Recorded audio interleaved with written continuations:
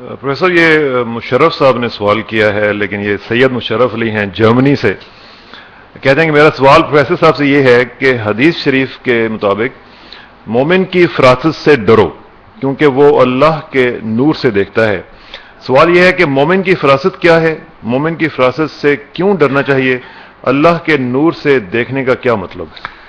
دیکھو جی، as a role میں آپ کو بتا سکتا ہوں کہ آپ اعلیٰ ترین کشف و فراست کے مالک ہو سکتے ہو۔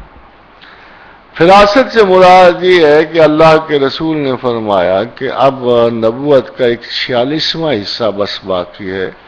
نبوت کے باقی حصے تو اللہ کے رسول کے ساتھ گئے، وہ خاتم المرسلین بھی تھے، خاتم النبیین بھی تھے، اس لیے اب وہ چیزیں تو ساری ختم ہو گئیں، مگر بحیثیت ایک صدقہ رسول کے ایک حصہ جو ہے وہ ہمیں فراست کا، اس نبوت کی فراست کا ایک حصہ فراست کی شکل میں آنے والوں کے لیے رکھ دیا گیا، وہ خواب کی شکل میں اور فراست کی شکل میں دے دیا گیا۔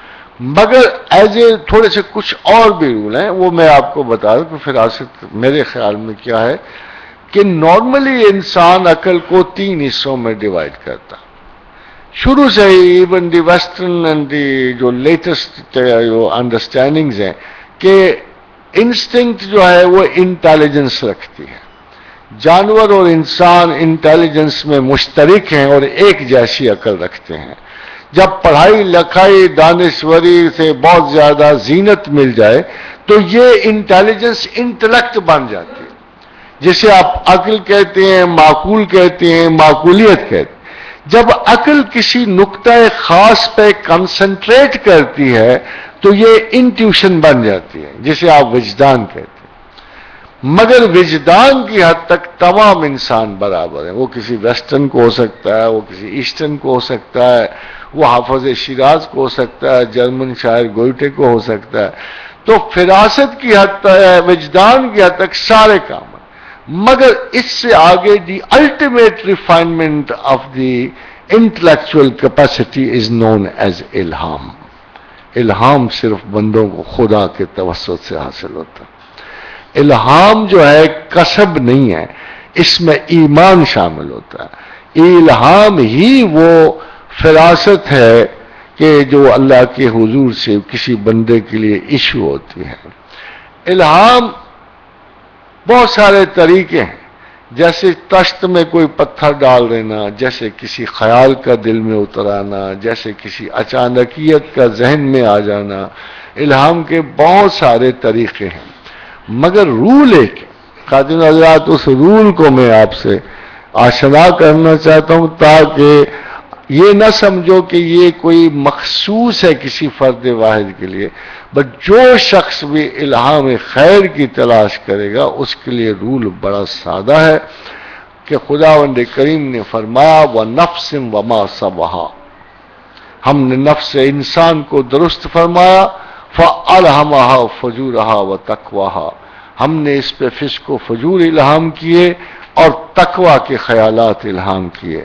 قد افلح من زکاها وقد خاب من دساها، جس نے خیر چنی وہ خیر پا گیا، اور جس نے برائی کا خیال چنا اس نے برائی پا لی۔ تو اگر آپ غور کرو تو دماغ پہ، and ladies and gentlemen, being and all most of you being the science students، اسی سے خیال پیدا ہوتا ہے کہ کوئی انسان سوچتا نہیں ہے، سوچوایا جاتا ہے۔ انشاءاللہ آئندہ آنے والے وقتوں میں sciences have to agree to this little point کہ we do not think، we are only given the thoughts to think، thoughts to choose۔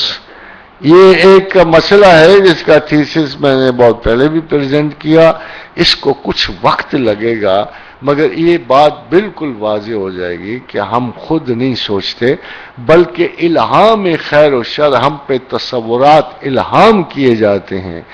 اگر کوئی شخص اچھا عالم ہو قرآن و حدیث کا، اگر کوئی شخص خدا سے ڈرنے والا ہو، خدا سے محبت رکھنے والا ہو، اور وہ یہ سکل ڈیولپ کر لے کہ الہام خیر و شر میں فرق کر دے تو وہ ایک ایسا فریس ہوگا، ایک ایسا صاحب فراست ہوگا کہ جو زمانے سے منفرد ہو جائے گا. So you got to find that instrument کہ جس سے آپ خیر و شر کے خیالات کی تفریق کر کے ان میں سے خیال خیر چن سکو. اب یہ ہوتا کیا خادم حضرات، شیخ شہاب الدین سہروردی نے بتایا، یہ لمحات ہوتے ہیں، خیر لمحات کی شکل میں آتا ہے. الہام خیر بجلی کے کوندے کی طرح آتا. بعد میں تصوف نے اس کا نام تجلی برقی رکھا، تجلیات برقیہ رکھا، کہ خیر کا خیال ایک چمک کی طرح دل سے گزرے گا اور گم ہو جائے گا. جیسے کسی بڑے تاریک سمندر میں کوئی اچانک مچھلی ابھرے اور تھوڑا سا شور پیدا کر پھر گم ہو جائے. خیال اتنا کامن تصور نہیں ہے. جو خدا کی طرف سے آیا ہوا خیال ہے، یا جسے ملائکہ کے خیال کو نزول کہتے ہیں، وہ آپ کے دل میں اچانک ابھرے گا اور پھر گم ہو جائے گا. آپ ابھی آگاہ بھی نہیں ہوں گے، وہ گم ہو جائے گا. اگر آپ اندھیرے میں مچھلیاں پکڑنے کی ٹیکنیک ڈیولپ کر لو تو اگر آپ اپنے خیالات میں اس خیال خیر کو اچک لو تو پھر آپ کامیاب ہو جاؤ گے. اس کی مثال ذرا آپ کو میں دیتا چلوں. بہت بڑے شیخ ابو الفضل ختلی کا واقعہ ہے کہ ان کے ساتھ ان کے مرید خاص چل رہے تھے تو شیخ ننگے پاؤں تھے، سردی بڑی سخت تھی، چٹانوں سے گزر رہے تھے. تو مرید کے دل میں خیال آیا کہ میں اپنا گلو بند پھاڑ کے شیخ کے پاؤں میں رکھ دوں تاکہ ان کی اذیت کم ہو جائے. اور دوسرے لمحے خیال آیا کہ شیخ کا مقامی تزکیہ اور ضبط نفس اتنا اعلیٰ ہے کہ وہ میری اس خواہش کو قبول نہیں کریں گے. تو آگے جا کر اس نے کہا، اے شیخ محترم، وسوسے میں اور الہام میں کیا فرق ہے؟ کہا جو پہلے تھا الہام تھا، جو بعد میں ہے وہ وسوسہ ہے. تو یہ اچانک ابھرتا ہے، اور اچانک اگر آپ کو عادت پڑ گئی تو پھر یہ شکار ہے. انسانی عقل جو ہے خیال خیر کا شکار کرتی ہے. اگر آپ الرٹ نہ ہوئے، آپ نے دیکھا نہیں قرآن کیا کہتا ہے کہ جب ان کے، پھر آپ کا یہ عالم ہو جاتا ہے کہ دیکھا ہے کہ جب ان کے دل سے کوئی وسوسہ شیطان گزرتا ہے تو وہ چونک پڑتا.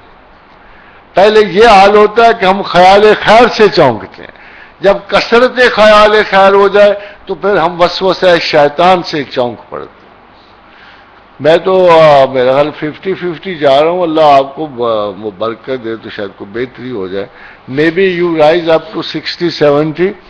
تو انشاءاللہ تعالی لذیذ ہے. یہ بڑا آسان سا کام ہے کہ آپ اس خیال کی حفاظت کرو جو خیر کو لے جاتی ہے، اور وہ بے رنگ ہوتا ہے، وہ بے رنگ ہوتا ہے.